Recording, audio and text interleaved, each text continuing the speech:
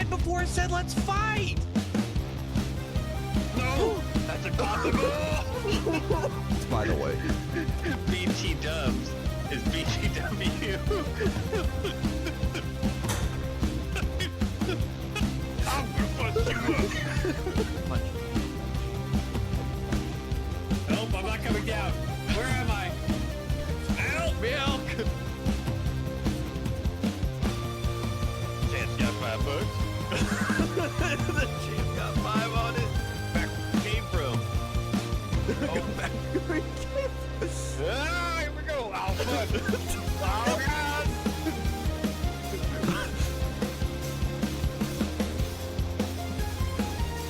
Go fast enough. Oh, I tried to go in jump low. Don't for me. Wow! One leg, you coward! Oh no, I should have done that.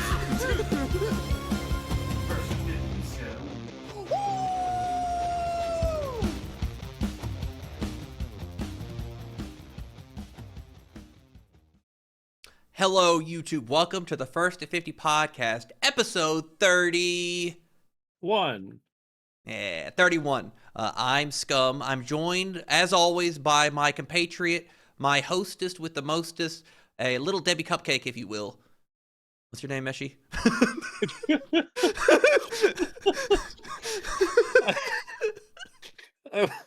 So you threw me off by actually saying my name because I was like, here comes the bit where he tries to throw me under the bus and get me to say my own name, and I can't. That was the joke, and now you do just shine a spotlight on it. I tried to craft such comedy, and he just. Meshi Well, walks look. into a bar. If anyone's gonna walk into that leaded line door, it's going to be me every time. Yeah. The joke's But- on the other side. This is a podcast where two old men talk about what they do with their weeks and what we occupy our time with. Isn't that right, Meshi? Yeah, slowly dying. No, one breath at a time, baby. So we're gonna start with our weekly updates, and I'm gonna start with mine because I'm special and I'm here. Yeah, Not in the why way wouldn't that you think. Okay. So there's been a first Descendant event going on, and they half the price of the very expensive mods to reroll. So everybody's been getting goop and rolling mods over and over and over again. I've been meeting some fun friends playing the first Descendant this week. It's been really enjoyable. I feel as though people are more active, especially like on like the streaming side of things. I'm seeing more people pop in and out of chat and actually have people like come in and like play, and everybody's just like, yeah, we're all grinding to get the same material to re-roll these expensive ass modules because they're half off now, Meshi. It's kind of a big deal. Yeah, half off, just like their clothes. Yep. So I've been grinding pretty much all week. Hours upon hours. And reroll day happened, and I didn't really get anything good. Whoa. Well, no. Hold up. I got some good stuff. I got some okay stuff that we'll talk about in a minute. But most of what I got was not what I wanted. But it's nice the fact that this event, I feel, has gotten more people playing and more people active again. So it's been really fun just kind of going through the content and like finding people to play with and just kind of run on the treadmill together and be like, I hope the light at the end of the tunnel is going to be great. We're going to get a really cool mod at the end of this event, right? You know? So yeah, so the week, so you spent a week grinding the materials, and then you blew them all when the event started, basically. Yeah. So here's the thing. So I had about 10 of the modules for Freyna, and she's the one I focus on for obvious reasons. So I rolled all of hers up to, I think, 8 times each. We got one good one out of it. But it cost me everything, and it's not even amazing, but it's pretty good. If you can believe it. I mean, that's all you can hope for, right? Is that you actually got something usable. Yeah. So what this led to, Meshi, was the man, the myth, the legend himself, Scummy Boy right here, is the number 4 Freyna in the entire world for the Void Intercept battle for Infernal Walker. Oh, I'm kind of a big deal. yeah. Okay? Because if And I had you been recall, watching this earlier, I got it on stream. let's go. Meshi, Yeah. take a look at the screen. Yeah, I'm taking a look at it. Can you tell me what's different? There's something that's out of place here. There's something that's out of place. One of these things is not like the other, and I want you to tell me what's different. Just by looking at this screen. Where's Waldo? We've had this question before, and you missed it the first time also. Shit, you're right. Because I remember you asking me this on episode, which I can't find the damn title card for, but you were like the number 10 Freyna or 8 something like that. Haley in the world, Meshi. 8. Yeah, not the number 8 Haley in the world. Shit, what was it before? They had like some Squint your stupid eyes. thing.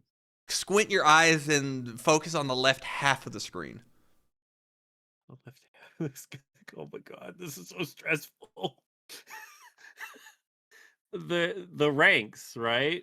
The levels or whatever those are, the 32, 32, 32, and you're 24 and everyone else Yes, is like Meshi. uh, Exactly. The boy, the man, the myth, the lazy legend himself, Mr. Level 24, is up here with all the level 32 Giga Chads who have farmed all the descendants, and I only have eyes for 1 to 5 of the ladies. this is starting to get a lot of flashback. I remember this, but you were a lot more angry because I couldn't guess what it was. Well, I think it's kind of obvious. It's like, what's not like the other things? There's 2 rows of numbers here. I was looking for like sexy or them cheating. I'm not looking at the numbers over there. I don't know what those mean. How could you tell people are cheating from this screen here? Well, if you were like 25 and like the number 1 was like 0.5 seconds, I'd be like, oh, there's some bullshit going on that he's doing, right? Yeah. So the only thing I feel as though I found a trick. I might make a YouTube video on like, this is how I got to this place with a purple rolled ancestor mod, because what's holding me back is a lot of these fellas have really good mods that they've rolled or bought off the marketplace, and I don't have one of them. I have a purple roll. I would like a gold or a red roll, and that might help get me the second and change to take number 1. But we're in there. We're having fun. We still have like 18 days. I might see if I can keep pushing and see how much closer to the heavens I can aim my drill. So, Ask away. did you get anything worth selling? No. Ooh. Well, Or not that What's I the- know of. Okay, I'm kind of an idiot. Okay, so I stream and people be like, "Oh, hey, blah blah blah." I was like, "I didn't know that." So I don't really know exactly what other people are really looking for. I know Serena is looking for health and cooldown. That's kind of what she wants because she can move around some stuff on her arc tuning tree and some other stuff if she gets a good roll on health and cooldown. Haley is looking for like crit damage and cooldown for her like bossing build, or probably like cooldown and like boost chill or something for her mobbing build. I think it's Z here. Z has a really nasty Lepic. So farming for the material to reroll the mods, you have to run what's called breach. And it's these vast open areas with hundreds of enemies, Meshi. They're everywhere. okay. And my boy Z here said, I got a Lepic for this. And I was like, all right. And he put out a ball, and it sucked everybody in to one tight knit place, and I didn't have to aim literally anywhere else. It was a street sweeper. It just picked everybody up and put them into one position. And I was like, oh, I aimed there.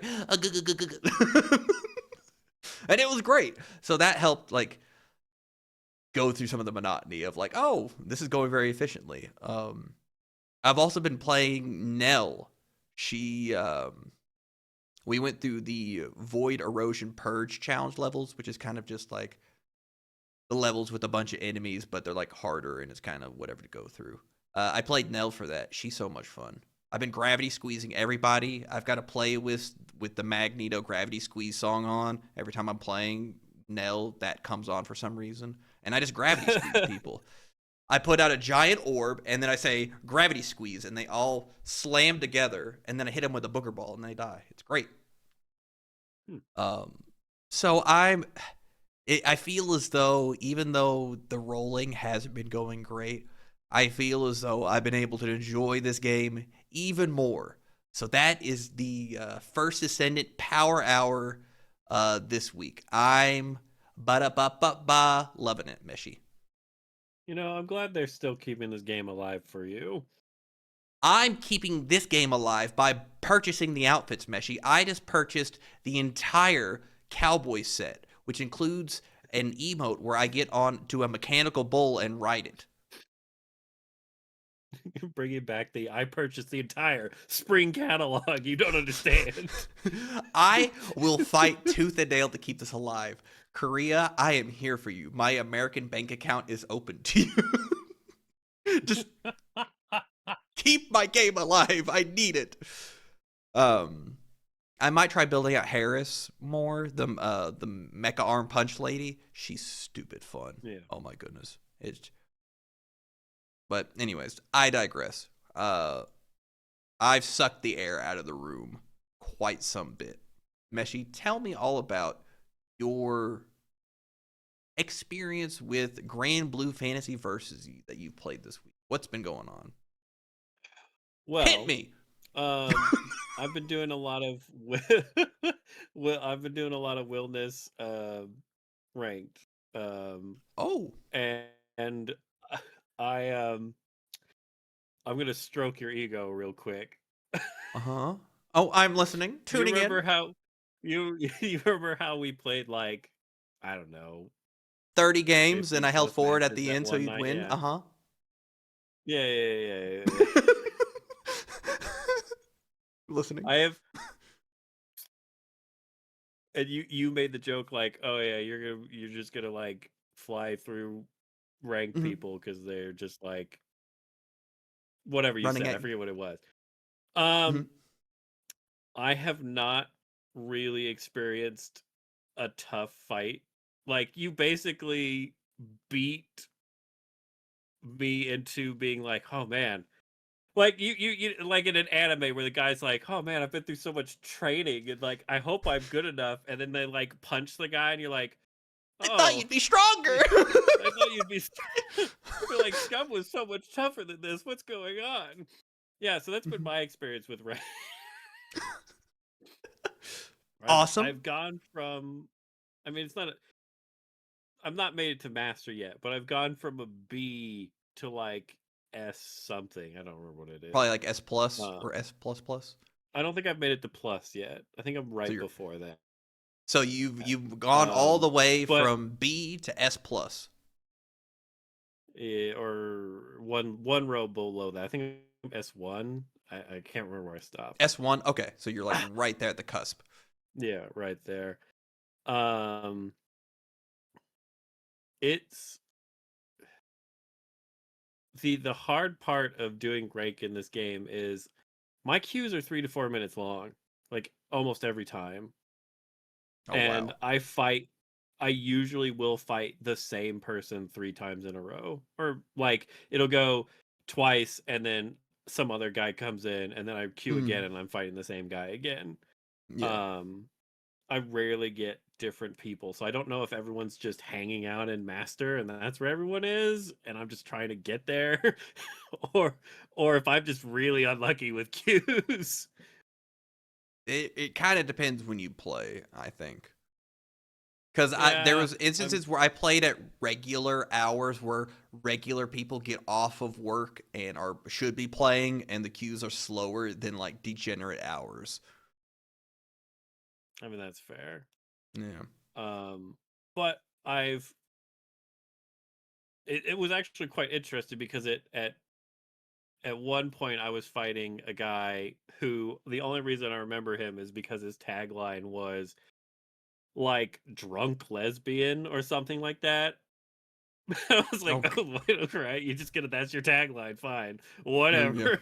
And then like I had a really hard time fighting him, and then like a week went by or however, like 4 or 5 days, and I had been Mhm. fighting like other people, and then I came back around and fought him again at S.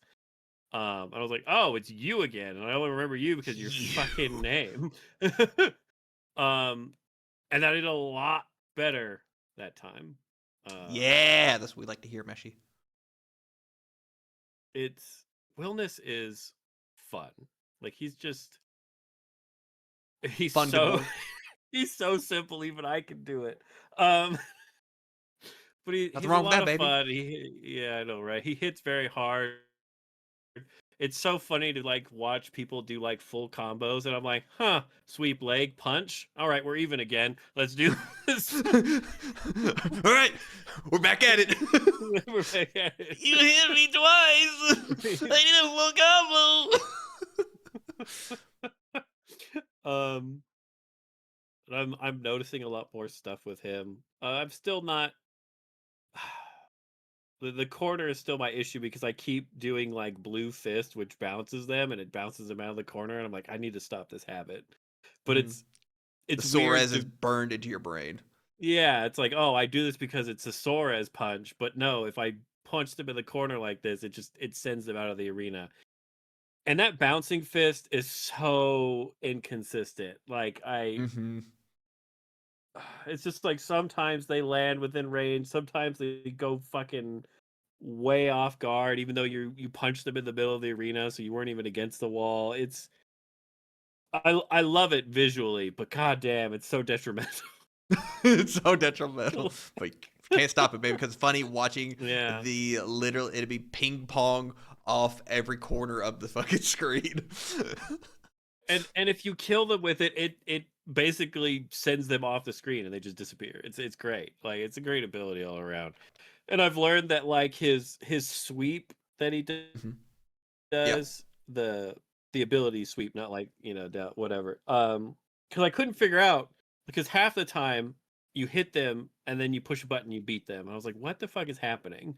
Because Mhm. it's like was a 50-50 chance of me being able to beat their attack. I'm like, this makes no sense. Like, why is it safe sometimes and not safe other times? Mhm. And then I realized what was going on is that the distance at which you do it, when you hit them with it, it pushes you back a certain. So if you do it real close, you land real close. If you did it really far away, you get pushed back a little bit more. So that Mhm. makes it so that they're if they push a button, they're either going to do close or far attack. I don't know what the fuck it's called it, right?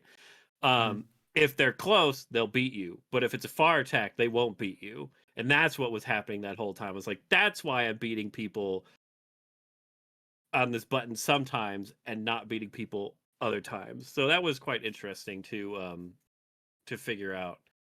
I'm having a lot of not a lot of trouble, but Siegfried is such a pain in the ass.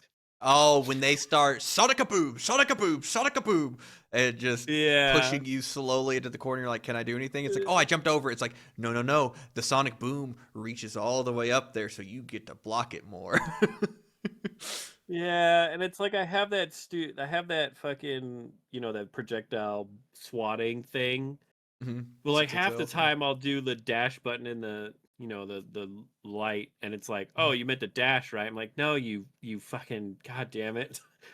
So I just dash right into it. I'm like, oh my fucking god. Um, have you fought? His name is like Zane. I think his name is Zane. He's got like some giant halberd. Oh, yes, yes, yes, Um, yes, yes. Mm-hmm. that guy is such a fucking prick. I have fought in 3 of them, And every time what has happened is we will be having like a classic where close range characters fighting each other. And the moment I win a round, the rest of the games are all right, I'm just gonna sit back now and just try and zone you. And that's every Zane I've ever been. There's like, oh, I can't Yep. beat you in a one-on-one. I'm just gonna start zoning now. And I'm like, you fucking jackass. Back it out, put out the shield, try to poke you out. It absorbs one hit. Put out the shield, put out the shield, put out the shield. I'm like, oh man. Like he's not even hard, he's just annoying. Yeah. I'm just like, yeah. I don't know if you fought her yet, but probably the most annoying thing in the world I have fought so far has been the bow and arrow lady. No, I actually haven't found someone that's played her yet. It was the But least amount of fun I have ever had, literally ever. oh, I've watched Bob play it, and I'm like, if somebody knew how to play this character, I would fucking hate their guts to death. Meshy, because you can put them full screen, you put out the sigil, you shoot the sigil, right? Guess what? You try to jump over it. No, Yeah. there's a vertical hitbox that just hits everything around it and above it. It's the That's most my bullshit. patience has ever been tried in a really, really long time.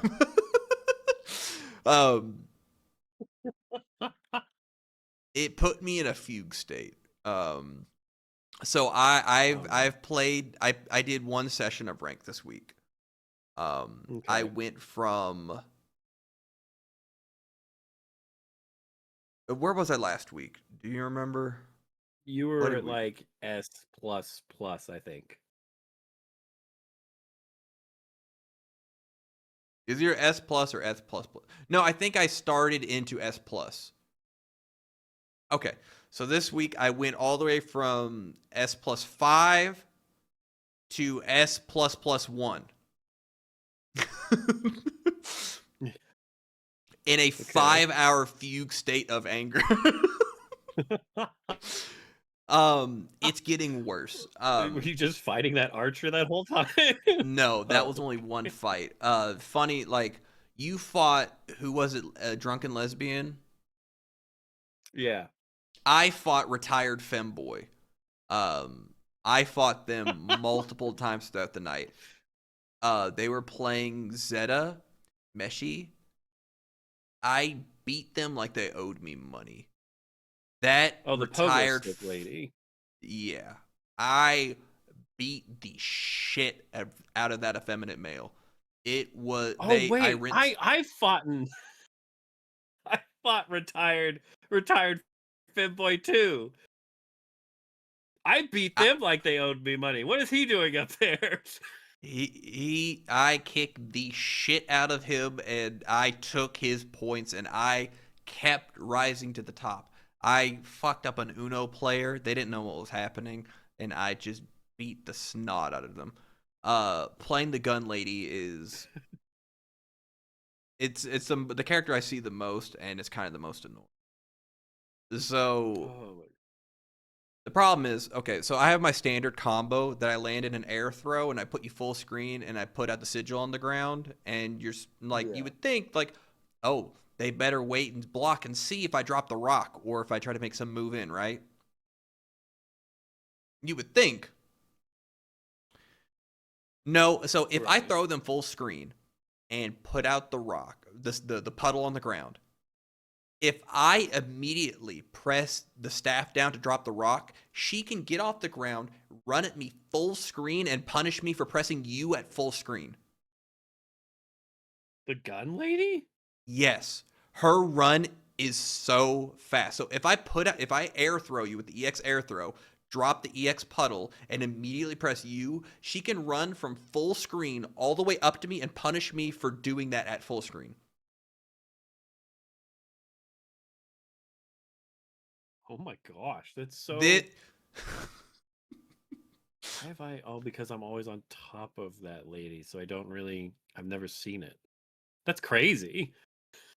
Also, if I drop her full screen and I drop the rock, she can EX shoot me full screen and punish me and make the rock disappear, and she can just run in and put me into pressure.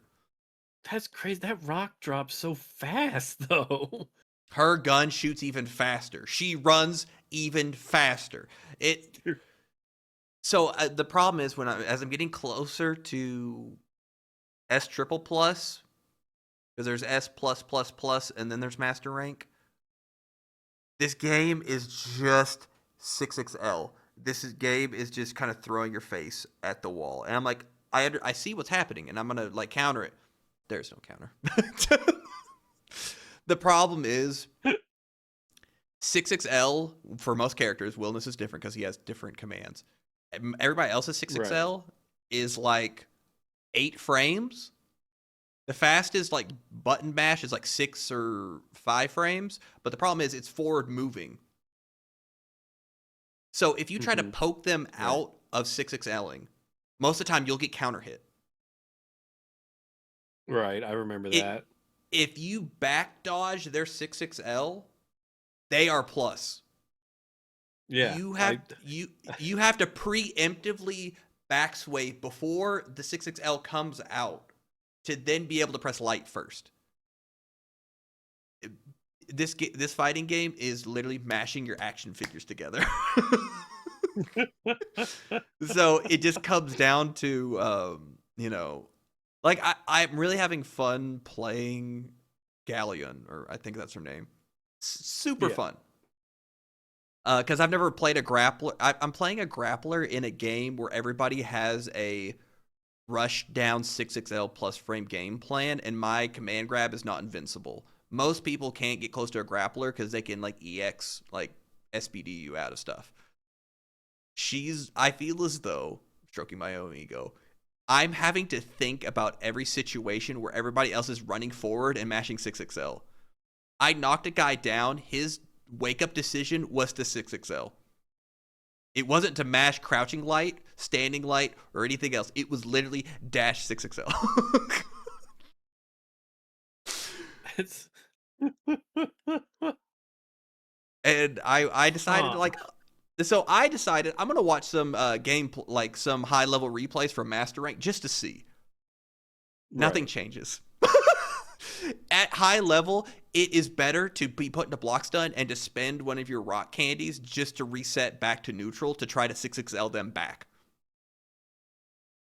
People literally block and just throw the crystal out. They block, they're like, no. Because it's better to take more damage at like further in rather than just literally just alpha counter. Just be like, So I don't know. I might aim for S triple plus. If I get there, I think I might be done with ranked, but we'll see. I'm having fun, but it's like no matter what the character I'm fighting, the same game plan is happening where they 6XL pressure EX move that's plus, and then they pressure the EX move into also that's plus, and then they'll 6XL to try to reset. And if I don't check them at some point and guess where I could stop them from running their just kind of like flowchart offense, then I just get hit and then put to the corner, and then I eat normal EX, normal EX, normal EX, jewel spend, normal super, and then 70% of my life is gone. Yeah. That's so interesting, your experience versus my experience. Mm-hmm. But it's probably because of the characters that we're playing. Yeah, It very much is, because your experience is literally like, I'm going to mount you. Yeah. like the moment that I've punched them twice, they stop doing that. Because they Like, think about it, they're like, it's my life bar's gone. Yeah. The amount of times that like I will like the amount of times they'll put like a raw skybound art in there, Mm-hmm. and then I will take it. Well, not on purpose, but like I'll be like, God damn it, you fucking assholes. And then the other 2 times I'm like, okay, you have 2 bars, you're gonna do skybound art at some point. and then I'll just stand there and like jump block, and they'll be like, "Haha, skybound art." I'm like, okay, well, I blocked it that time, and then I punish them and I kill them, and then the next round they'll just skybound out again. I'm like, am I fighting myself? This is bullshit. Like, you you should learn that I'm going to block this from now on. They never learn. They Meshi, never I could show you a replay. I played a grand player. Every single round, I'd put them into block stun and then stop, and they would EX reversal. They would literally DP. I was like, okay, I'm going to punish you, big buddy, and I'm going to put you in the corner. And then I'm a 6XL, medium, medium, medium, hold down back. They, once again, EX DP up into the air. I was like, all right, he's got 100 meter. I'm going to pressure him, stop my combo, hold down back. Here comes a super again. And it was just like the amount of people I've played in this game that literally just run the exact same game plan and just like, this time it's going to work. It's more here than I think in any fighting game I've ever played. The thing is, though, she's so fun. I really enjoy playing her. And then when I finally tame the beast and I finally get them to block and I EX command grab them with the sigil on the ground and I do my like 7,000 damage combo, it always feels so good. But the problem is, most time people are waking up, so I have to put down the portal and then I just have to press a button and then they just get hit and I'm like, go again. How many times I gotta teach you this lesson, old man? They never learn, and I need to quit thinking that they're going to learn, because if I just run the thing again, they're going to get hit because everybody's just waking up 6XL. And it's like, homie, you're in like S++1. Like, what? Stop. And they're just like, 6XL. And it's like, oh my God, just play the game. And they're like, I am. And it's like, oh, my bad, you're right. All right. That's been the Grand Blue Fantasy versus Rising Power Hour of this week. Run it till they learned. I want to. I really do.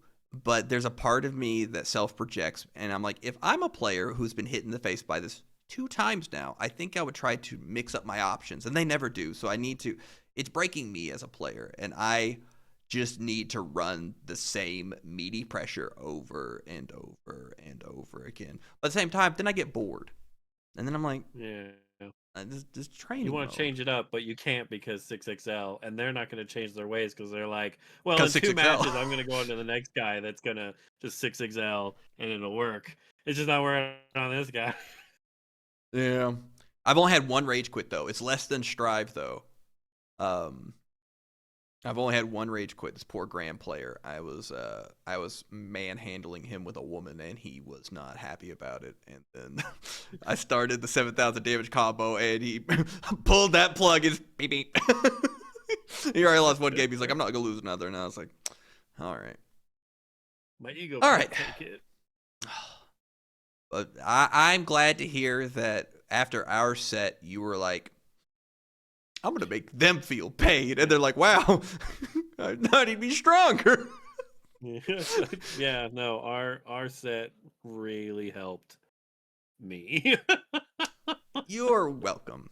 You know, it's nice when you have someone to play with and you get to like run those matches, and then you kind of feel shitty. You're like, fuck, man. And why am I even bothering? And then you beat the shit out of little Timmy and you're like, that's why I do it.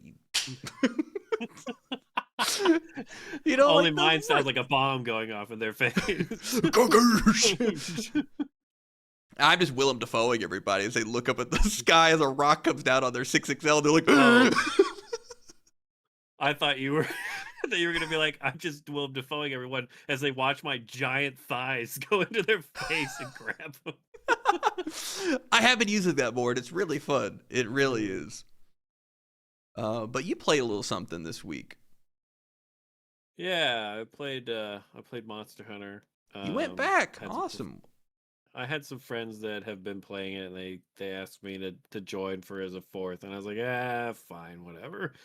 Mhm. So the game runs better, finally. Like, it's noticeably better. Which Do you is, know why that is? They fixed something, right? I can't remember what it was, but I know. I So remember. The game used to constantly, on repeat, check your DLC content, and it would constantly recheck to see if you had it. While you're playing, they just let that through. They just kept running a check to see if you've purchased the DLC, and they run it, and they run it, and they ran it, and they ran it. Some guy literally made a mod that said, "This will stop the check," and they were like, "Oh, that's happening. Let's take that out."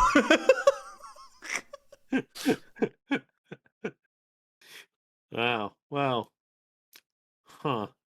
But that's why it's running better. But tell me about your experience, because I, like a few other people, just left this game behind because it wasn't. I don't want to be that boomer, but it just wasn't the Monster Hunter for me. It wasn't the treadmill I wanted because they accelerated the treadmill of grinding the gear, and then you just kind of didn't have anything to do. Yeah. They've tried to fix that. I don't know. I mean, it's only been a day of playing it or so. So, Mm-hmm. um, they've um, they've added a couple new. I don't want to say a couple new, but some more grinding to it. So like they made arc tempered versions of like all the monsters. Mm-hmm. So they're all like, I don't know, level 8, 9, or 10, I think is what they are now. So there's reason to do them, and you can upgrade the lower tier gear. You can ascend the lower tier pieces so that they can actually have like uh they upgrades their rarity rating, and it upgrades how much defense you can put into them. So they become worthwhile using rather than being like, well, I could wear this, but if I get hit, I'm dead. Mm-hmm. Yeah. Kind of thing. And they've added some. So they've added, I don't know how many more bosses since the last time I played, but they added some really big lava oil dragon. It's pretty cool. It's pretty cool visual fight. Um, it's really annoying, some mechanics that he has. He like drops oil on the ground that just kind of go everywhere, and then you have to dodge it, and um they'll explode if he sets them on fire, kind of thing. And he has like a DPS check where you're supposed to like hit him with a lot of dragon damage, which weakens this one move that's like a giant beam that he shoots into the ground. Then you have to stand behind some guy with a shield in order not to die from it. Because you get I forget the support hunters. You get in that fight, you can have like 4 or 5 of them, something like that, and one of them will always have a shield that you can stand behind. But Mm-hmm. anyway, so with him, those, you remember the art? I think they were called artisan weapons, the weapons that you could craft from like the blades and Yes. stuff. They weren't actually Uh-huh. from monster parts. Yeah. So those are basically the weapon. Really don't know how I feel about them. Those are the weapons that you build now. There's not really a reason to use the other ones. So you build Oh. those, then you use pieces from this guy to Mm-hmm. upgrade them. Yeah. And then they you basically roll stats on them. So you can say like, when you build it, you're like, I want this to be attack focus, affinity focus, or Mm-hmm. elemental focus. And then that changes like the base stats of it. And then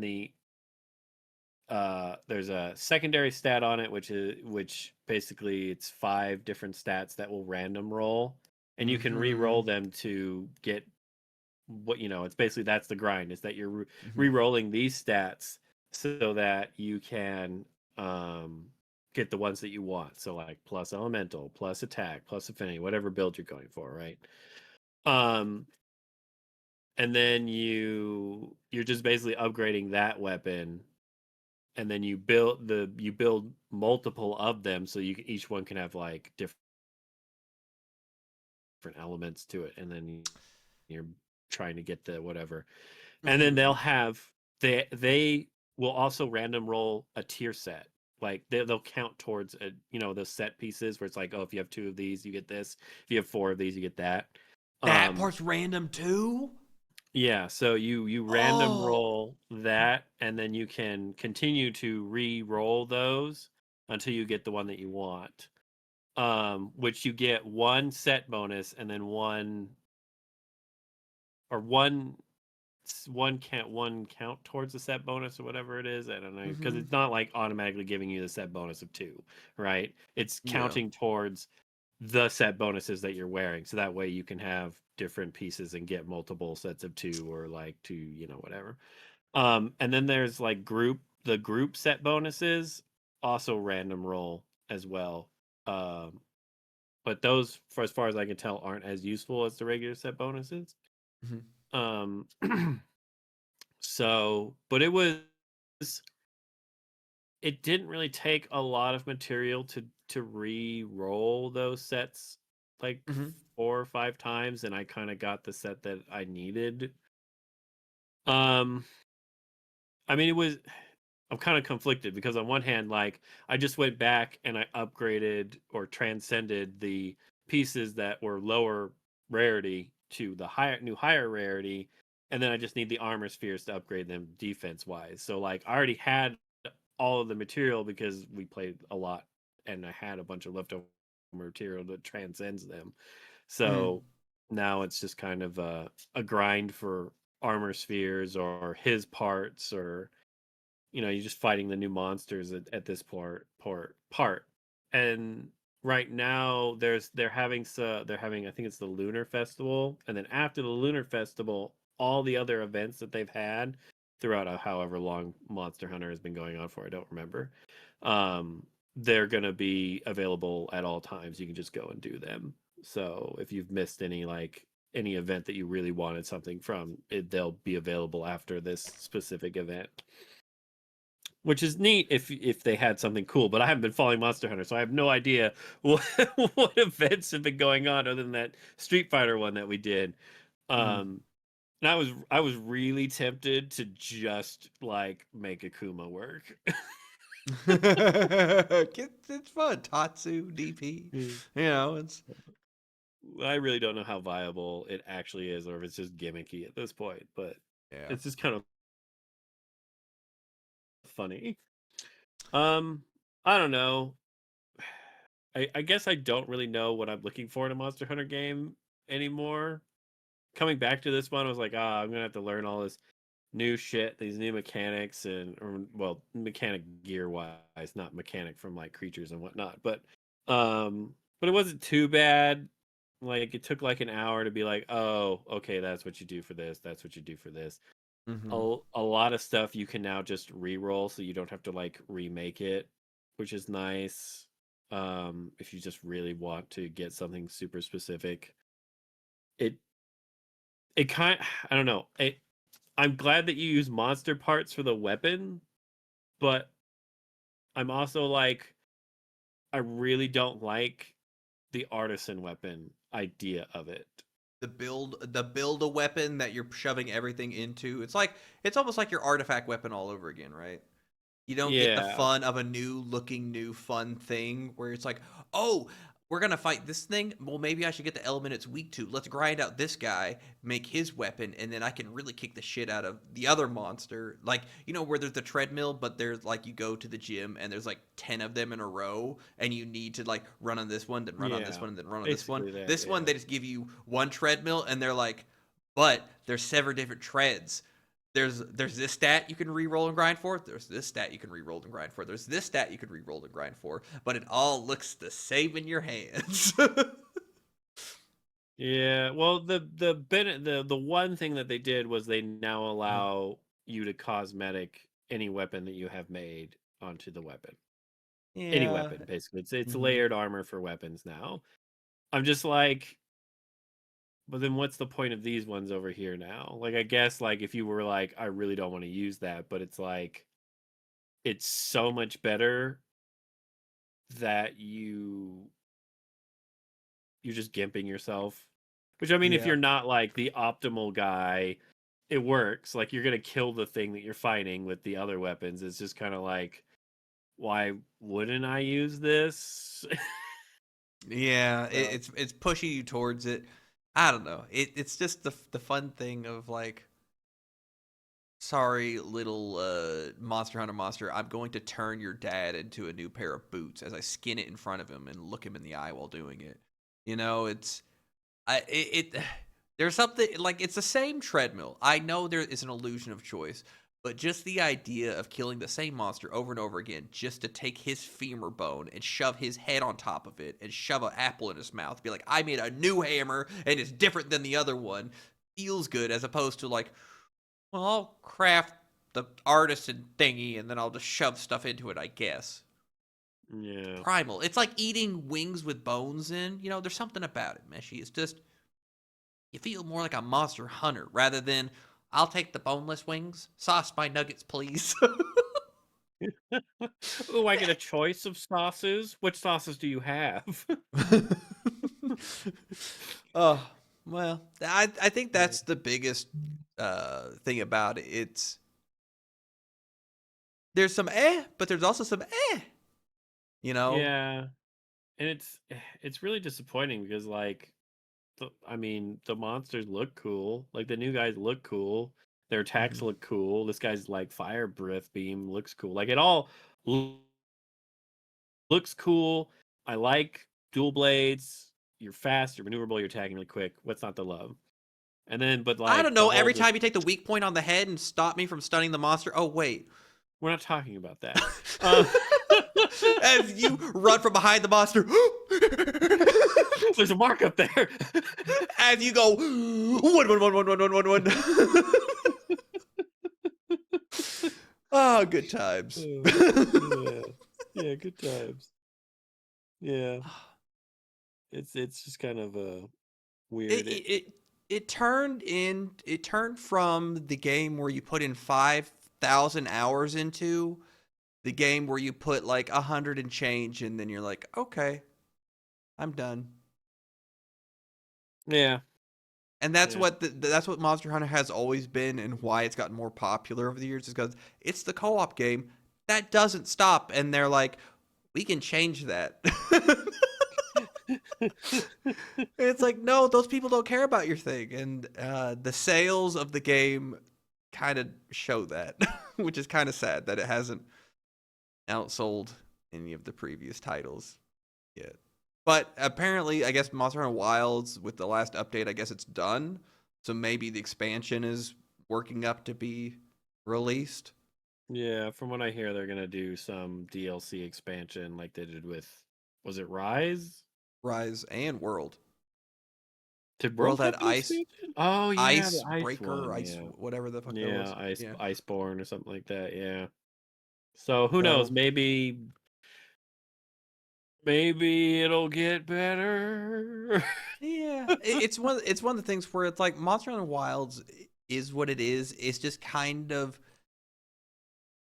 just a little disappointing. It because Monster Hunter is like pizza. Like it's always like pizza's always good, but you could have had the little cut Yeah. pepperonis and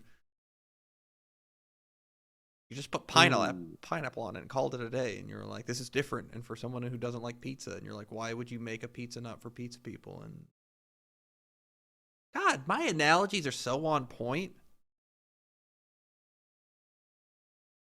I have a Yeah. lot of time to think about stuff. You do have a lot of time to think about stuff while you're grinding. Well, Meshy, you didn't Christmas. sell me, and you said it, and I already Alright. forgot it. I'm saving you from a lifetime of regret. Too late, baby. And you want to know? Remember how he was the bad guy in that Yeah, that Ben yeah, Affleck movie I told you about? And I was like, Yeah. he doesn't really fit the part. Well, he plays the asshole friend in this game. His face is too likable. He can't make him an asshole. He doesn't work as a bad person. It doesn't work. Okay. So anyway, so him and the guy from The Walking Dead take out a loan from loan sharks to open up a macaroon shop or something. It goes south, and they're running to get off of the earth so they can escape the debt collector so they don't get killed. Because they watch a guy get Okay. horribly murdered in front of them for owing money to this guy. It's like, yep, that's going to happen to you if you don't pay us. So they join a program to get off the earth because Earth sucks. So everyone's trying to colonize the universe. They're just going in different ships and whatnot and trying to, escape. If you have a skill set that warrants your place on the crew or the ship. Robert Pattinson joins a ship where he doesn't read the paperwork, and he's like, whatever to get off of this. So does he end up making like an army of himself? No, there's only ends up being 2 of them. Oh, okay. So this program got outlawed on Earth because of the moral conundrum of who counts, because one guy ends up cloning himself and starts committing murders, and it's like, how do we justify, like, is the original who cloned himself implicated in said murder? How do we, if this is the same person and they agree to these terms? The moral conundrum is kind of interesting. Because where do your ethics lie? Like, how do you approach a person who can be the same place at the same time and, like, you know, multiple people? You know, it's kind of interesting. This movie kind of loses itself in, like, social commentary a little bit.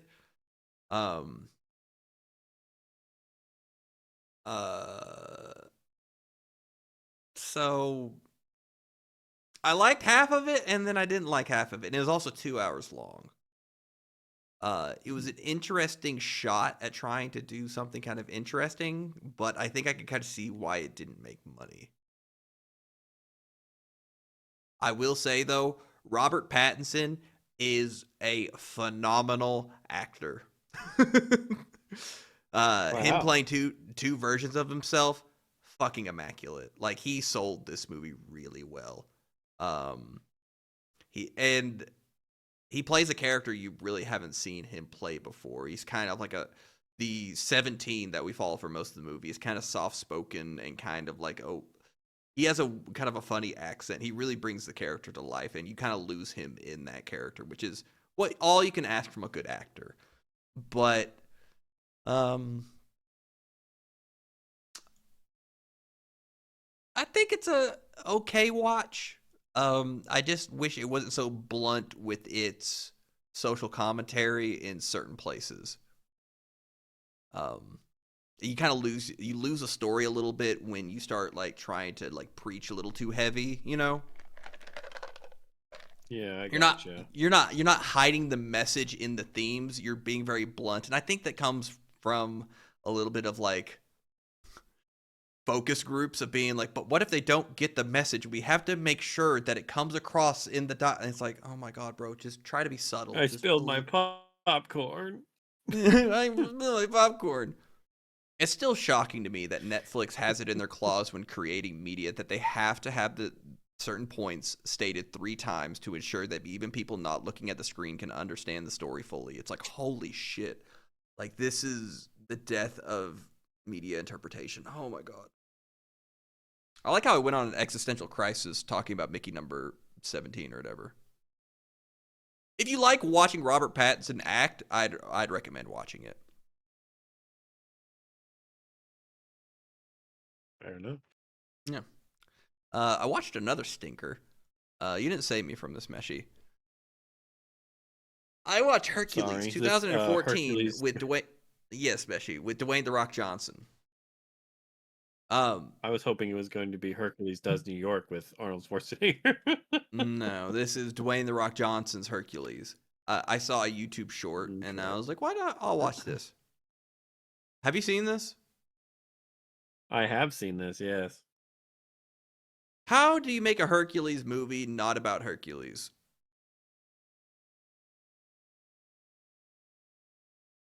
That's a good question. I think Dwayne "The Rock" Johnson found a way.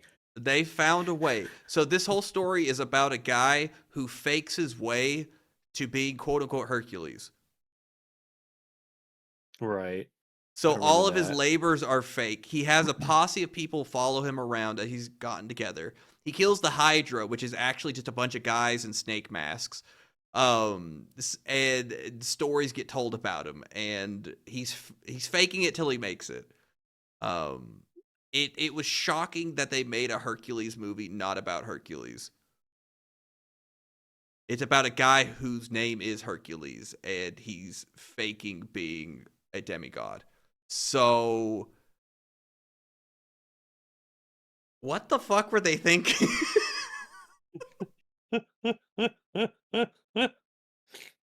I feel as though I almost would have rather had a live action Disney adaptation of Hercules that just had Dwayne the Rock Johnson star in it. Am I wrong? Do Huh. you remember this movie? I do remember this movie. It's painful, Meshi. There's like, hey, his hand was dipped in the blood of the Hydra. It's invincible. He breaks off an arrow into his hand and he punches a guy in the face. See, that guy died when he punched him. It's true. And it's like, oh fuck, like this is gonna be the whole movie, isn't it? And you're supposed to be like endearing, like, oh, this man his actions, his labors, inspired stories of, whatever, whatever. I don't know. The movie sucked. Anything to add about it? I mean, I recall really finding the guy that just wanted to die funny. He was really funny. He was like, oh, this is my time. And he's like, they missed. I guess it's not my time. Uh, yeah, and it's also like half the dialogue is also like, hello, modern audience. And it's like, we'll have them talk like old timey fucking Greek assholes if you want, or whatever the fuck they are. But half the time it's like, did you get it? I know you're sitting in that seat with popcorn. And it's like, is that what it is? Am I a child who doesn't want to take medicine and I want you to mask it in something? Maybe. Shove my Benadryl in a chicken nugget and let me swallow it whole. I just fucking let me interpret it a little bit, like, subtlety, am I asking too much?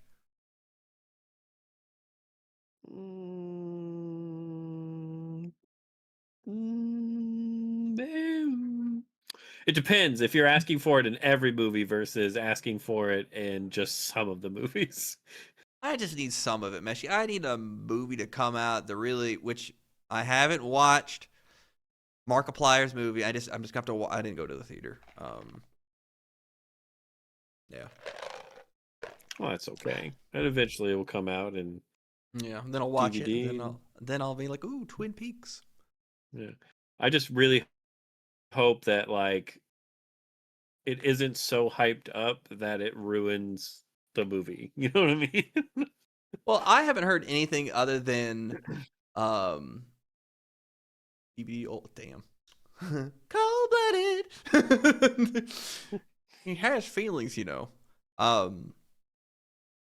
I didn't watch it yet. Meshi did. I haven't watched it yet, and I need to. So the problem is, you haven't overhyped it. All you've said is you should experience it, and that's the highest praise you could give something. And my expectations are perfectly tempered, like a katana, a sword of Nippon, Right. folded over and over again, just like me earlier today, running that same boss for 2.5 hours.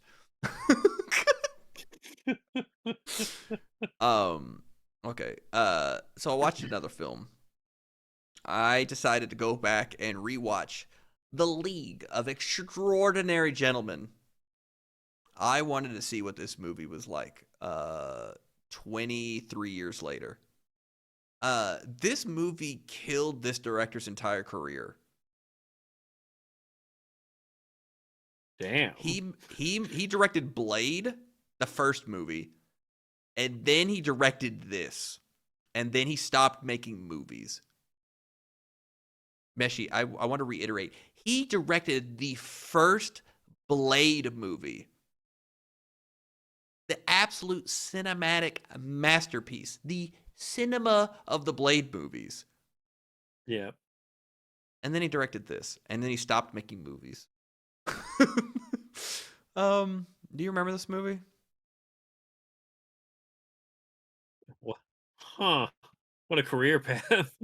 I do Mm. remember this movie, or I remember I've seen it at least 2 or 3 times. I remember enjoying it. I never really understood the hate for it. Meshi, the problem is, I remember enjoying it too when I was. This came out like when we were like teenagers, right? Yeah. Early 2000s. I had fun with it. This movie is boring. This is a Ooh. 2-hour movie, and most of it is spent inside of a boat. It's This is the the Nautilus. the Sword of the Sea or whatever. I think you're supposed to be enthralled that Yeah. Tom Sawyer, Dr. Jekyll and Mr. Hyde, and Darian, whatever his name is, and Nemo, and whoever Sean Connery's supposed to be. I think you're supposed to be enamored with these folklore tale people all coming together to do something, but it comes off as just kind of boring. Could you be bored in an Italian, Egyptian, Chinese, Spaniard? Sean Connery was the one saving grace of this entire film. As he's like, I hate getting old, and has to put on glasses to make a giant long shot and shoot a guy in the back of the head. You know, Sean Connery in Africa literally be like, they have automatic rifles. It's almost on Yeah. sportsman. So essentially, this guy comes in and says, in the British way, that he is assembling a team. It's kind of like the British Avengers, so that's why it's kind of boring. Where all these people are just kind of quippy and like smashing to each other, but it's just boring and dry. And then they get on a boat, and then they get betrayed, and the boat starts sinking, and they get back on the boat, and then they fight the bad guy, and it takes 2 hours for that to happen. I didn't hate it though. It was just a little boring. Needed a little something, something, something. Yeah, it just didn't age that well. I can see the novelty of it. A lot of the special effects were probably, they were like, yeah, we're cooking with this one back in 2003, and nowadays it's like, oh god, like the naked guy that you, the automobile. and you have to take into All right. account like, oh, this guy's actually naked, running around literally everywhere. Oh yeah, the Invisible Man. He's standing naked in a trench coat with a hat on. Like, you just have to take that into account when these scenes are playing out, and you're like, holy shit, like, You never think about invisible people. You're not supposed to think that much about them. But no, they are and just then flapping in he's the wind. naked. He's naked in the final battle trying to help Tom Sawyer. A guy with a fucking flamethrower backpack explodes and burns half of his body, and you're like, oh god, he's naked. Like, Yeah. he got burnt. And it's like, holy shit, bro. Like, he got cooked. My ass cheeks. Oh. You know, so I mean, I didn't hate it. It was better than a movie I'll get into that we talk about after we talk about your movie. So the idea of Sean Connery being like, I hate getting old that whole time, right? And Mhm. then like him finally being like, oh, thank God I'm dead. And then Africa being like, no, we will bring you back. But you missed the part of it, Meshi. You missed the part.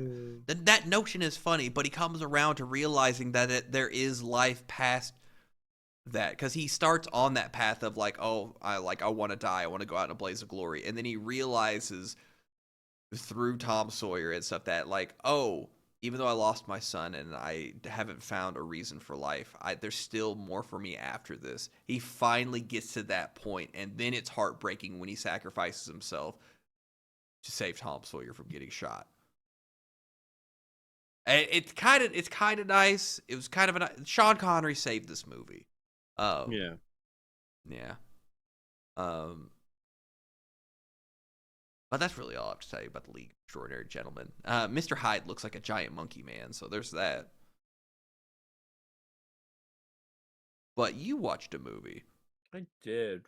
starring the one and only Mr. Jackie Chan himself, The Shadow's Edge. Okay. So I kept seeing this scene, well, that elevator scene that keeps popping up, and I was like, oh, it's a Jackie Chan movie. Let me check it out. This movie is pretty good. I mean, it's a Jackie Chan movie, so like the action is top Cool. tier. You know, Mhm. he's still got it, however old he is. I think he's almost high 70s now. Maybe He's up there. he is old. He is old. 71. He's up there. Okay, so low 70s. But I mean, for 70-year-old, 71-year-old man, he fucking can move still. This movie's only from 2025, so he's still got it. I bet like I think everything probably clicks whenever he moves. But Oh, 1000%. um this I have to so I watched this movie and I was like, okay, well, I'm either gonna have it on the side because it's gonna have some, English dub to it, right? Mhm. Or I'll have to pay attention to it. Um so I get the movie starts and the first guy that speaks in Chinese in the subtitles, and I'm like, ah, okay. And then the second guy who's in the backseat of the car speaks, and he's Mhm. speaking with an English dub.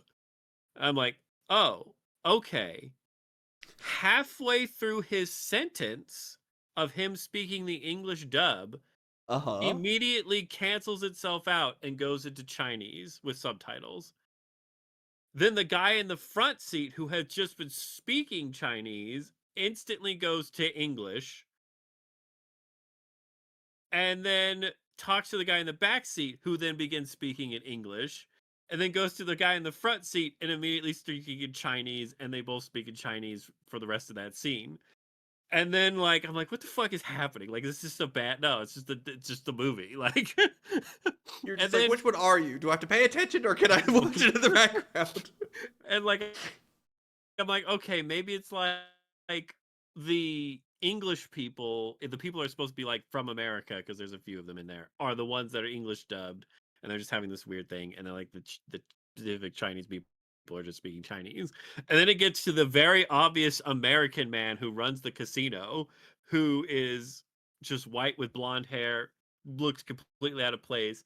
He yells at these guys in English, like, "You guys look fucking terrible," and they're like they speak to him in Chinese. I'm like, okay, maybe part of it is dubbed or whatever. And then it cuts to him and he immediately starts speaking Chinese. And I'm like, what the fuck? Oh,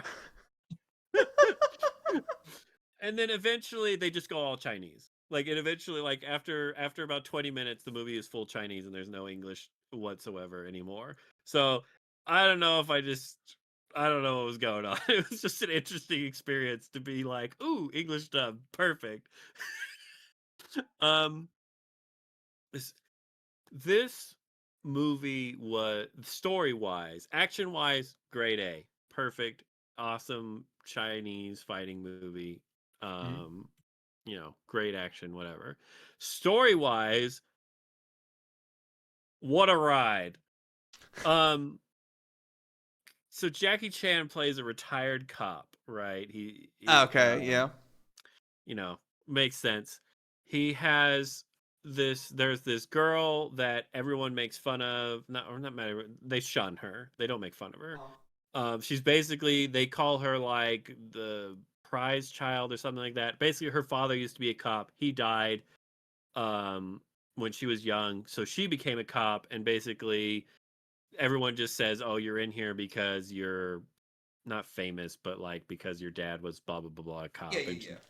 Mhm. and Jackie Chan knew her father and basically failed to save him, and so he looks after the girl as best as he can.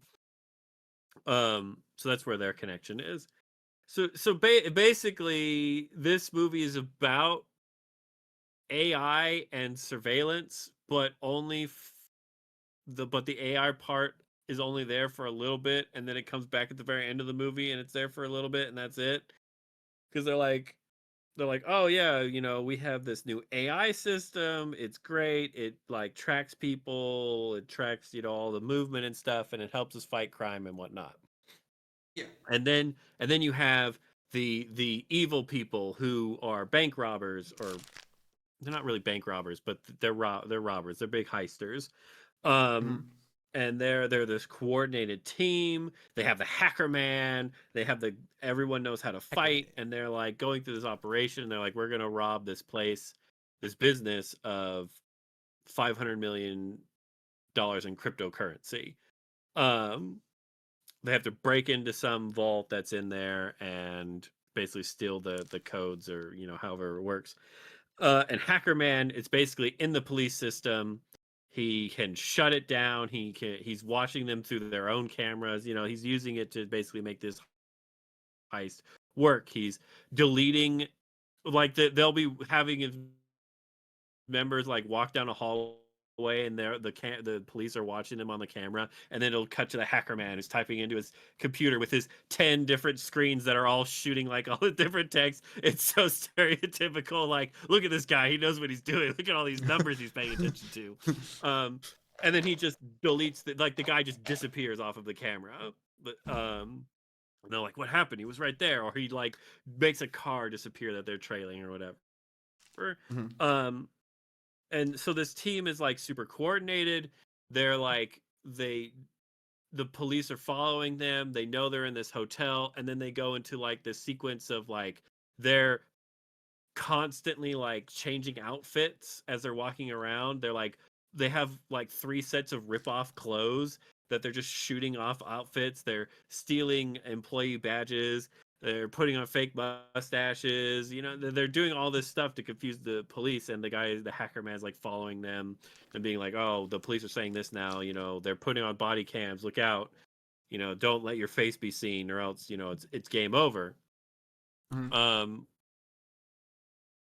And then in the background, there's I'm gonna call him the main bad. No, for the movie, he's the main bad guy. He's the super veteran of heisting. You Mhm. find out later that he is like, he used to be the world's best assassin or something like that. He's super trained to avoid cameras. He's never been caught on camera. He's super skilled. Like, he's just the everything old man. I've been in this business for a long time. And he's teaching this new gang who are his adopted children. There's like 5 of them, Mhm. that he adopted from this orphanage. Not officially, but he did. He took them under his wing. Basically, Yeah. he's teaching them to do that. He's teaching them to steal enough money that they can live their life.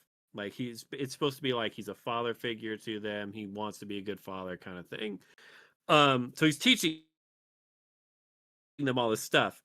They fuck up during the heist at some point, and he has to go into the building, and he knows he's been seen by a camera. Like, he basically has that sixth sense of like, he's paying attention to everything. He's like, he knows he's been seen, and that Mhm. really pisses him off later on.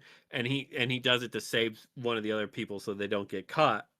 Because Mhm. basically, they get back to the hideout, and then he has his entire rage scene where he almost like stabs them all to death, because he was like, I've never been caught on camera until you idiots tried to do this on your own, kind of thing. Yeah. You've killed Um me. and you end up finding out they basically, you've killed me, you've ruined my career. You find Yeah. out they stole 500 million yen, I think is what is in the Chinese, yen, No. Was it the one? or yen. I forget what the I'll, Chinese I'll I'll currency find it is, for you. but they steal 500 million of it, and you're like, and they're like, yeah, we have to do this next heist so that we can live the lives that we want to. And I'm like, you have 500 million of your currency. What do you mean you have to steal more? And they're like, Meshi, we want. Meshi, it's the one. And to kind of put it in perspective, for every US dollar, they essentially have a dime. Oh, okay. See, I didn't know the conversion. That makes a lot more sense. Yeah. So now they want to steal $10 billion, the US. I think it's US dollars in this case. Oh, they're going straight for the. Yeah, okay. Yeah. And for that they need a crypto, a crypto key, like a Mhm. hard wallet that they have to steal from a police bank, a police vault. And then they need a 25 I think, no, it's 12 or 15 word password that has to be entered within like nanoseconds of each other. So it's, 12 different words, or else they can't unlock it. Mhm. That's the big heist, is that they're doing all these things to break into the police department so that they can steal this thing. Um this Jackie Chan is brought. So basically, they're like, turn off the. So the police are like, these people obviously have hacked us. Turn off the AI, and they're like, we can't turn off the AI. That's how we know how to do our job. It's like, well, you're gonna do your job better. This is when they cut to them. The police chief is speaking English now. Um, and then he cuts back to Chinese and he flips back and forth in between the. He's like, we're gonna bring in somebody that is really good at surveillance. And then the one rookie is like, no, I don't want him back. He's like, I don't care that he was your old boss. Bring him in. I want these people found. So enters Jackie Chan, the old surveillance head operations guy, who's Yeah. like, he's staring at this 85-inch TV with like 50 different cameras on it, and he's like, he's going through the footage. He's like, play the last 15 seconds of this footage on repeat for me. And so they do it, and he's like, within like 10 seconds, he's like, this is your guy, this is your guy, this is your guy, and this is your guy. Damn, Jackie's got it. Jackie's good. And they're like, yeah. And they're like, how did you know? He's like, well, each of these guys looked at the camera when they walked into this building, and each of these guys looked at the camera again when they left the building. So they knew where the cameras was. It's obviously them. So they have a place to start. And then they're like, wait, there's a sixth guy here. Jackie Chan's like, there's one more guy because that guy didn't have that coat. I've seen it somewhere else in one of these other footages. So there's a sixth person. So they Jackie Chan notices the guy, and he's like, okay, that's the guy that we're looking for. He's this old, they call him the Shadow. He's this old man that's been around for like ages and never been caught. Yeah. And Jackie Chan goes to the police chief. He's like, we need to set up a surveillance team to probe the city and find the Shadow. And he's like, what do you mean? And he's like, well, bring me your surveillance teams. I'll handpick them. He's like, yeah, we don't have those anymore, Jackie. AI is so much more efficient and solves crime way faster. And he's like, no, I need a surveillance team. And so Jackie Chan has a montage of training the up and coming surveillance team about how to blend in and not look like cops, and and all this other stuff. And essentially they track down the Shadow, and he's basically very like, Jackie Chan's like, oh, he's obviously skittish. If you do anything, out of the ordinary or whatever, he's gonna notice and he's gonna flee. And eventually, like, the main girl that Jackie's trying to take care of, she kind of gets caught, and which is the elevator scene where the guy's like, wait, why have I seen this woman twice? And Jackie's like, you know what, I'm gonna play her her father, not a grandfather. Yeah, And that's where they have the elevator scene. Yeah. And so he, to Jackie's perspective, has tricked this man into thinking he's just a regular old dude, so that he tries to be friendly with them, invite him over to dinner and stuff, and try to learn and figure out where the other 5 bad guys are. And later on in the movie, which is like an hour later, you get a flashback of the old guy who's looking at his passport, which you saw, but you didn't see his flashback that he had while he was looking at the passport. For your perspective, an hour ago, he looked at the passport, thought about Jackie Chan, and then put it back and then closed it. But actually, it was, he was thinking about this other woman on the task force that he saw twice and was like, oh, the police are after me, I need to leave. But because he's the father figure and he doesn't want to leave his boys, he's like, no, I'm gonna take the one for the team, and I'm just gonna ride this one out. Then you find out an hour later, like, oh, he cares. You killed me, but I love you all. So basically, his adopted kids who love him, but he's like, there's this whole line about him being like, oh, if I were you, you could kill me. I'm old and you could take my share, but you won't, because I'm the wolf. I'm the alpha. I'm the big bad guy, whatever. And they're like, well, you're our dad. We wouldn't do that to you, kind of thing.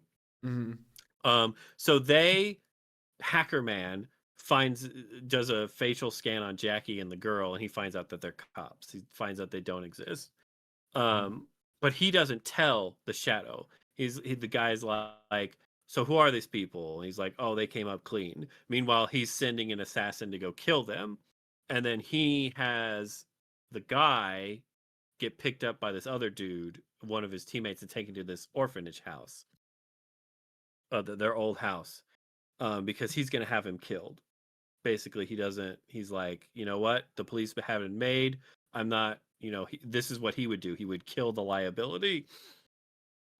So he pays mercenaries to attack the police department, and then he pays like 100 dudes to go to this orphanage and kill this guy. So he is standing in he knows what's going on. Like, he goes into that building willingly. Like, he knows, oh, they're gonna kill me.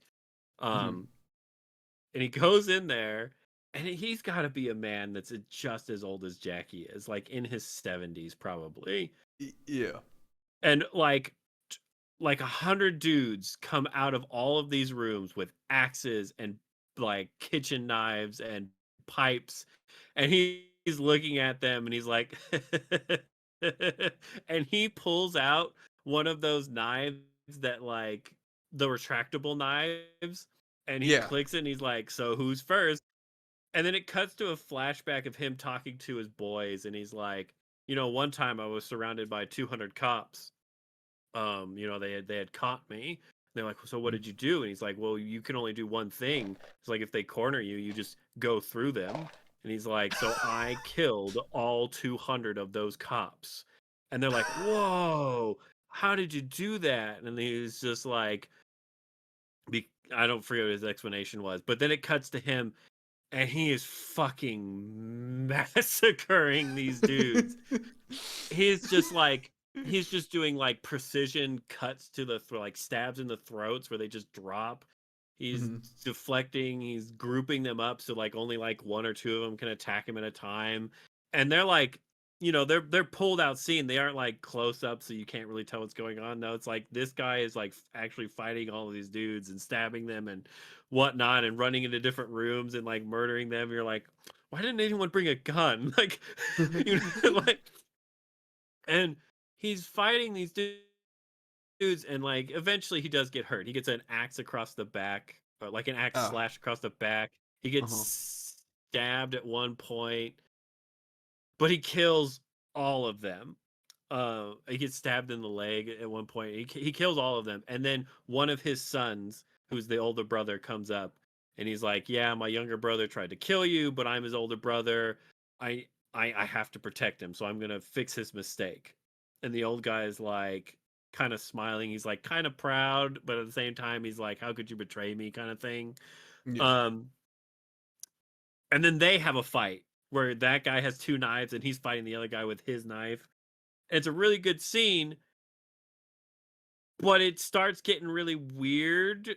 For some reason, they decided that the guy should have wolf sound effects over him now. Oh no. So like he does a tourniquet on his leg, and so he's like doing an like as he's doing an you can hear him eyeing, but then they add a wolf howl over it for some reason.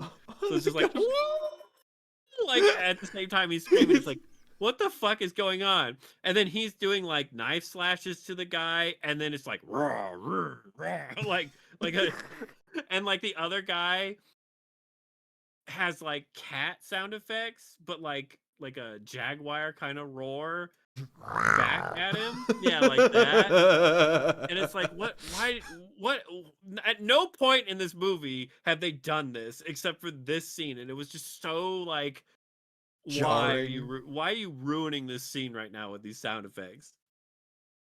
And so basically he wins against his son. He fucking like stabs him. They basically have like he's holding the knife to like his chest, and like he twists his wrist around while stabbing one of his fingers into his other wound, and then stabs him in the gut. And they're on like, I don't know what they're on. They're like on a stage, and the son hugs him, and he's like, I hope in my next life I get to be your actual son. And like he stops for a second and he like starts to kind of like have tears roll down his eyes, and then he looks in the distance, and in the vent all around the room they're in is just C4 blinking. And he's like, oh. And he basically like uses his son's body to break open a hole in the floor that he dives both of them into, and then this massive explosion happens. And he lives. I lived. And like he's taken a lot of damage. He's got like a cut on his arm. He's been stabbed in the chest. He's got a stab, like deep fucking cuts. Like this guy should still be dead.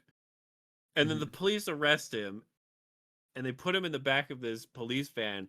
Meanwhile, the police station is under attack by mercenary squads who are trying to kill Jackie Chan. But it turns out it's a distraction for the hacker team, because suddenly like 18 squad units arrive, and the mercenaries are like, how did the police get here so fast? And they get fucking gunned down. And it turned out the Hacker Man group was one of the SWAT teams, and they snuck in and stole the crypto things that they needed while the police station was being blown up.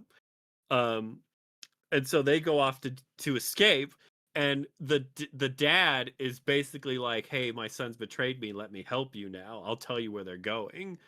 So he tells them where he's going. He's he fucking they give him a phone to call one of the kids while the surveillance team is trying to find where they are in this hotel. And he's talking to him, and he's like, why'd you go to kill me? And then at the end he's like, I'm only going to do you one last favor, and this is it. And then he hangs up and he drops the phone, and one of the cops goes to pick it up, and then he just fucking like manhandles him. He's got ankle cuffs on, bolted to the floor, and he's in handcuffs. And he pulls the pin on one of the grenades of the guy. It's a smoke grenade. The grenade's next to him, and then proceeds to beat the shit out of 10 guys in the back of a police van who are armed with guns. And he's just manhandling them. This 71-year-old man. And he escapes. Yeah.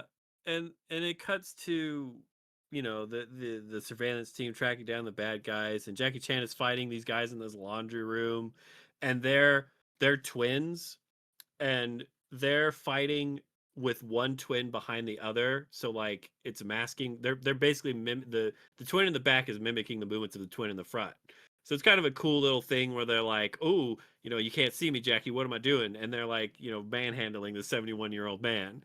Who then gets a retractable pole and just starts beating the shit out of both of them. And then at the end, and while they're doing this like back-to-back pose, they get snake sound effects for whatever reason. And eventually Jackie Chan just throws one of them in an industrial dryer and turns it on, and then just leaves them there. Jesus Christ. I'm like, well, Jackie, that's gonna fucking kill him. And Jackie, he's locked in. He's like sitting there like, no, let me out. So yeah, so basically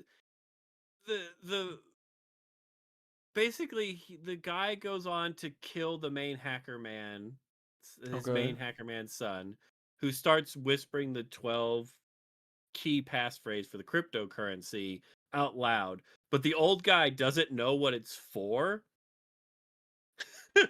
So he's saying the passphrase while he's having like this hugging moment with his son as he's dying, and he's just like, and then he also says something because he thinks it's like, because the passphrase is like 12 random words, but they all sound like they have meaning to the kid's life. And so then he just says one of the lines back to him, like as like a meaningful statement. And I'm like, no, that's not. He's telling you the cut, but he's so old he doesn't know, and he just lets him die on the floor. He does like, I don't know what he was saying, but he's my son. So he walks off with $10 billion he can't access, having killed most of his sons. And then the end of the movie is basically Jackie Chan and the others tracking him down and eventually like cornering him and whatnot. And you're like, okay, uh, and then the end of the movie, like the credits roll, and then Uh-huh. and there's end like I didn't even know there was good. There's a Marvel style ending, right?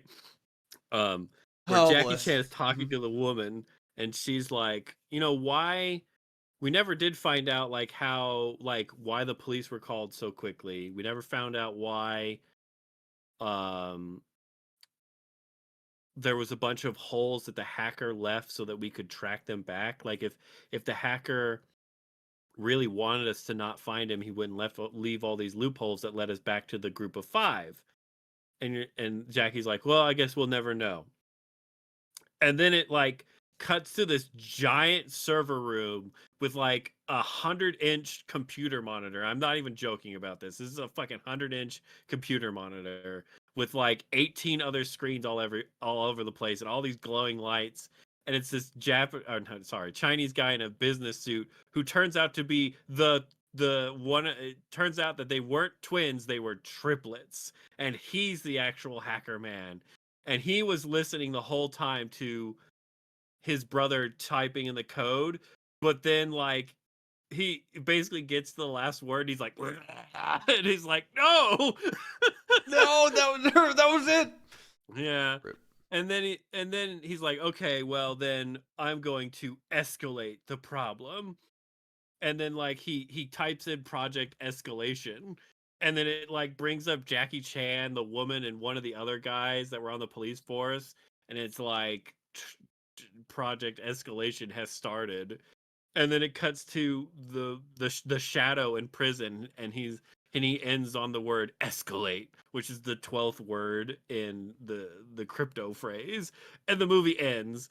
And it's like, no, they're trying to make spin-offs of this. Dun dun dun. It was an enjoyable movie, though. I enjoyed it for the action. I'm glad to Interesting. hear that Jackie still has it. That's all I can really Yeah, hope for in this day and age.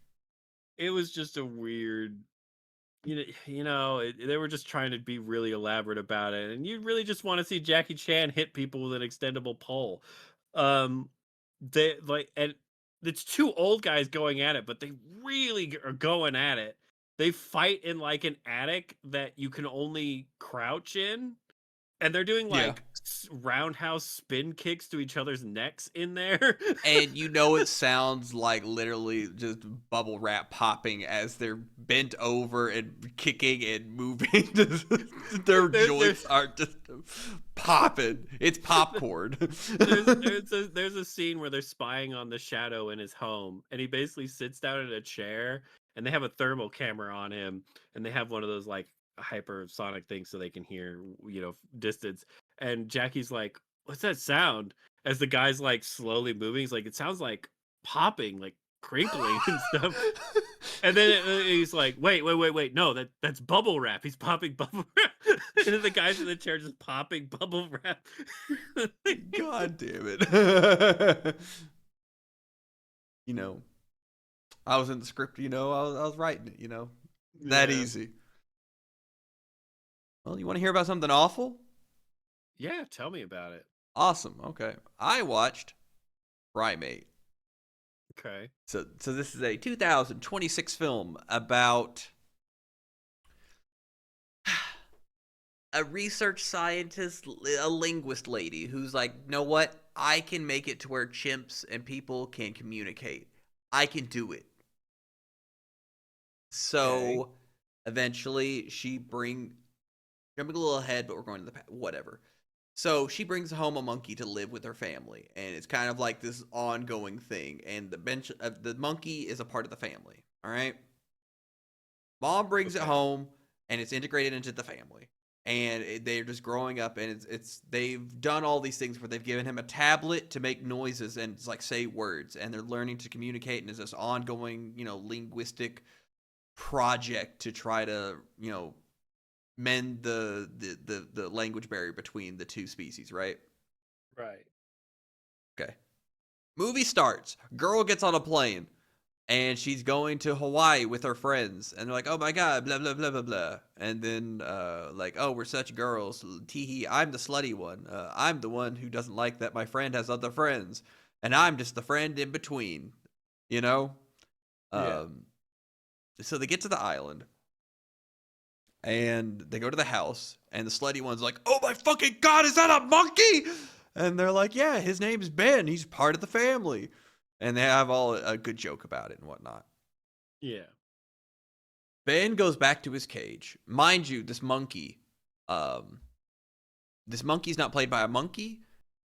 Yeah. So, eventually, both the slutty friend dies and the friend in between dies. The girl's sister has got bitten on the leg. The deaf dad comes home and has a fight with the monkey. He gets mounted. The girl hits it with a shovel. They're fighting.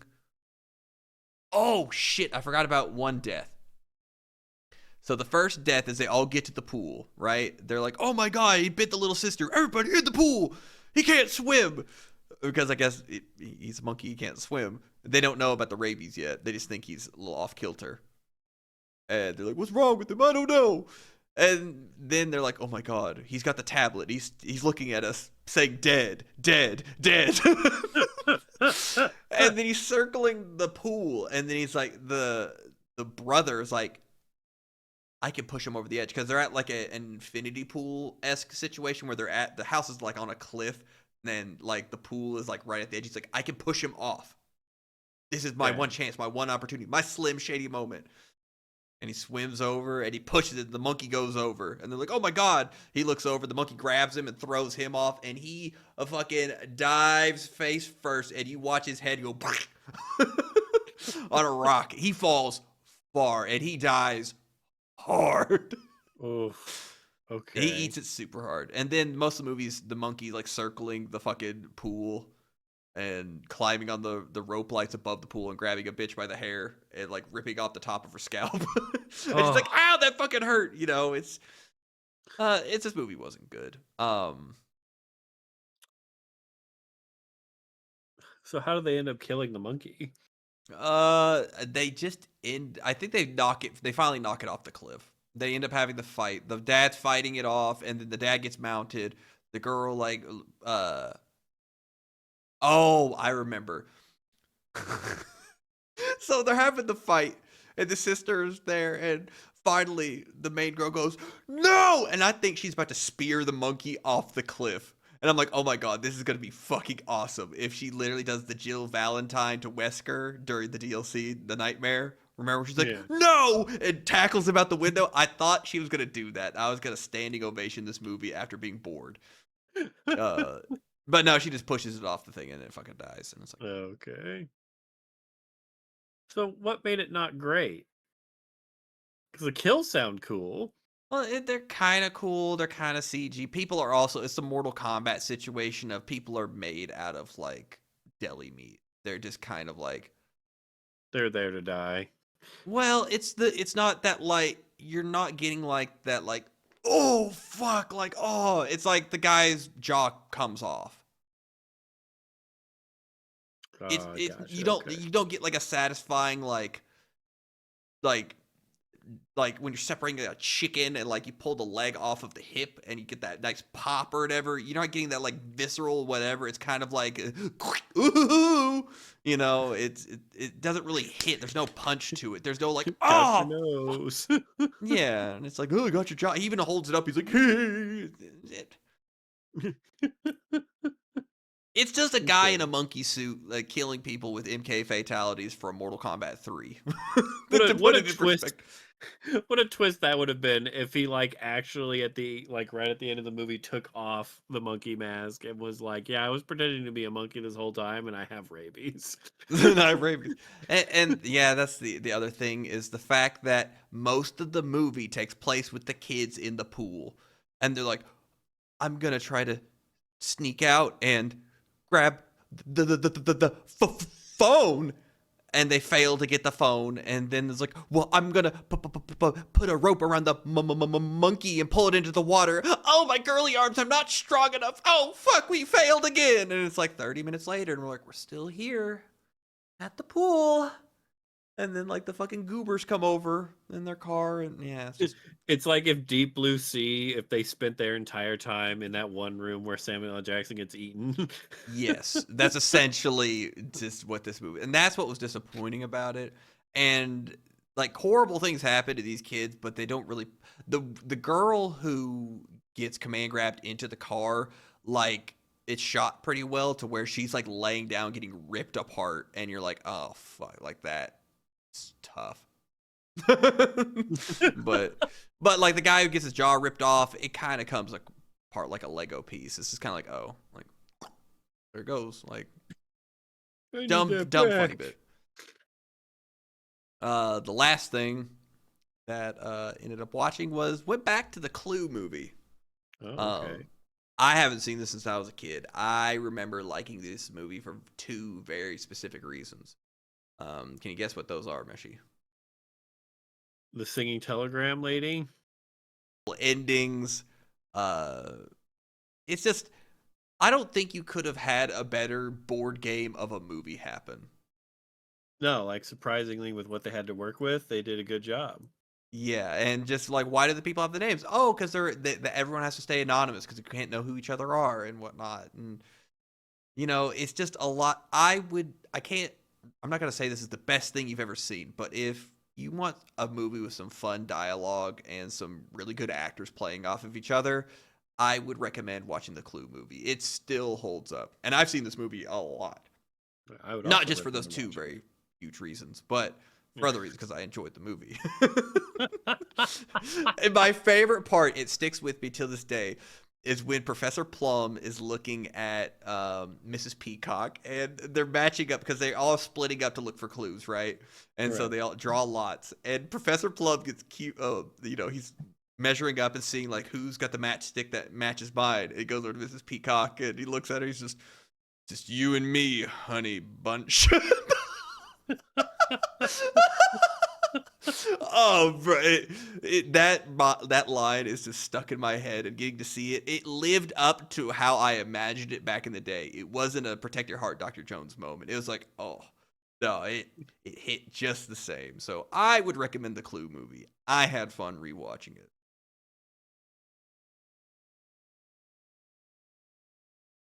All right.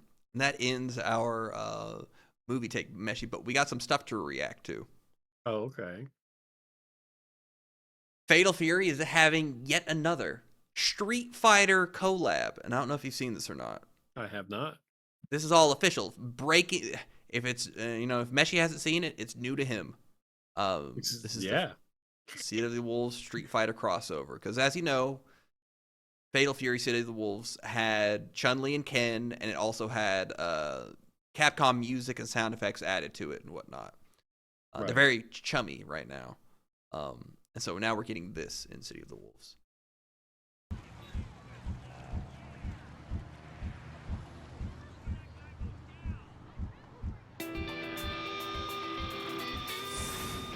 We're gonna take you for a ride.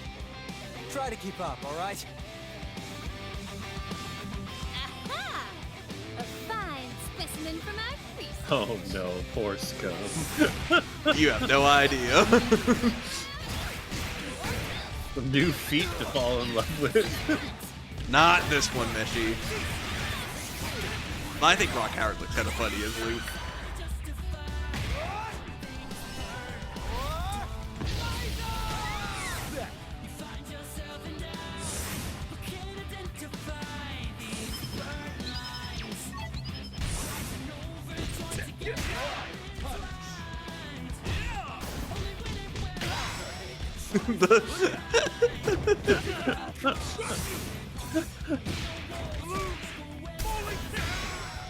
Added drive impact, drive rush.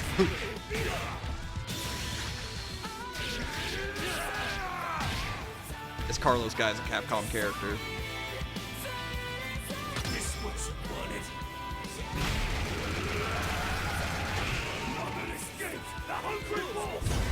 Kage Wolf. That was cool.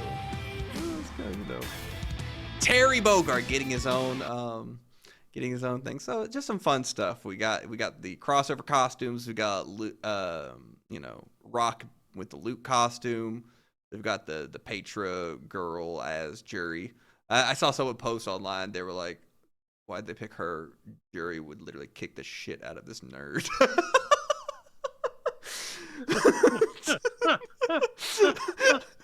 And I guess we're getting some collab stories with Terry. There's JP. We got the enemies from the open, like the story mode of Street Fighter 6. We got the box head gang guys, and we got the dreaded refrigerator.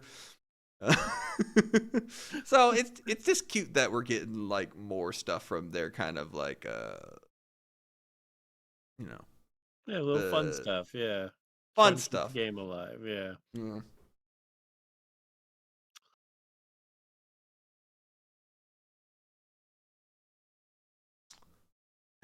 Kage is double pun. Kage, as in Japanese word for shadow, and the word Kage, red, like cage, and cage. Oh, I see. Oh, this is the information you'll only find out here on the First to 50 podcast. Is that right, Meshi? Yeah. Thank God, goodness, somebody's Korean. No shit, not that. Sorry, I was gonna watch the Goose trailer because Mr. Howard is coming out soon, if not already here. I was gonna say it's almost the end of February. I thought he would have been out already. He might, because I know content creators had early access to make videos with him. Let's see when he's actually out, because I like me some Goose Howard. He's a fun guy. February 26th, and that is end of this week. So maybe I can talk about Goose on the podcast next week. Tune in if you want to hear about that. Because Meshi, I don't know if you know anything about Geese Howard. Only the things you've shown me. He has the best projectile in all of fighting games, the Reppuken. He has the second best projectile in all of fighting games, the double Reppuken. And he also has the third best fighting game move of all time, the final Reppuken. Oh, right. That's a lot of Reppukens. Yeah.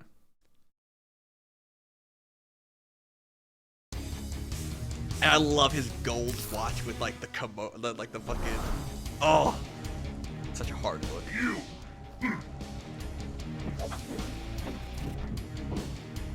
It's an expensive Night. watch. Hell yeah, he's got a chain looking bonk, bonk. How about it?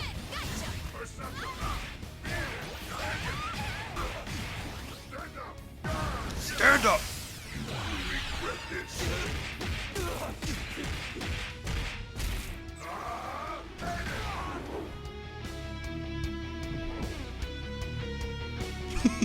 Oh my gosh. Oh, I need to think of a good color for it.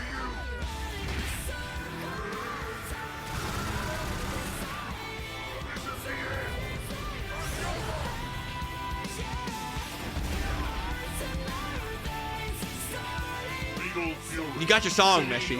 I know. It's the best part. It's the thing I look forward to every time one of these trailers comes. Oh, I forget. I think we're getting more EDM music or something. I don't know. But So tell me Kind about of- this Reppuken. Why is it the best?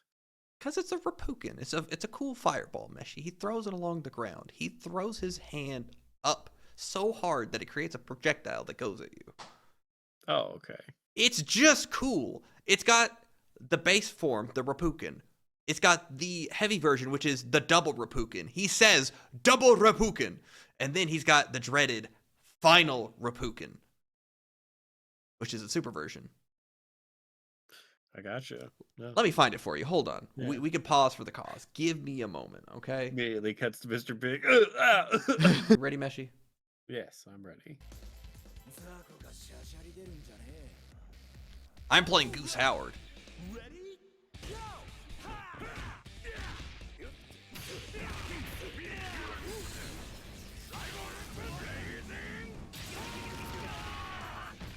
Look at the damage, Meshi.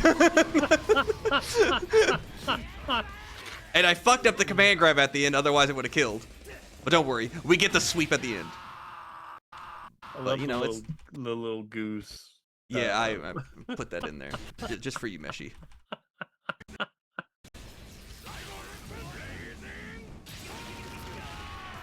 Jesus, that is a lot of damage. Yeah. If I would have got the command grabber, I tried to Kara it to be fancy because you can Kara his command grab forward with forward light kick, which is like his kind of overhead kick thing. But I got a little overzealous. I like the Goose Man. He's a cool dude. Anywho, I think that's a podcast, Meshy. Yeah. All right. Thanks for joining us, everybody. That's it. We're going to end the podcast, and I'm going to probably go back to doing Freyna stuff. So y'all have a good night. Or bye, YouTube. Bye, YouTube.